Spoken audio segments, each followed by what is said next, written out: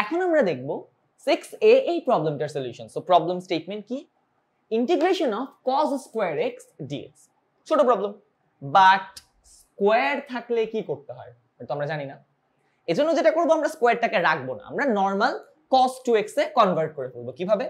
আবারও সেই half theory, সামনে একটা হাফ, ভেতরে একটা 2 cos স্কয়ার x এর ফর্মুলা কি?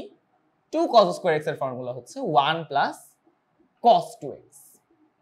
আলাদা করে দিই, তাহলে হাফ ইন্টিগ্রেশন অফ 1 এর সাথে dx গুণ করলে dx plus half integration of, হাফটা একটু সুন্দর করে লেখা উচিত কারণ এটা হাঁসের মতো মনে হয়, cos 2x dx। আচ্ছা, তাহলে dx কে ইন্টিগ্রেট করলে হয়তো x, আমরা সবাই জানি, মুখস্থ হয়ে গেছে এতদিনে। cos 2x এর 2টা সামনে এসে নিচে চলে আসবে, 1/4 cos কে ইন্টিগ্রেট করলে হবে sin, তাহলে sin 4x, 4x না সরি 2x এইখানে আবার যাতে আমরা কোনো চেঞ্জ না করি, sin 2x প্লাস c। তাহলে এটাই হচ্ছে আমাদের এই প্রবলেমের সলিউশন।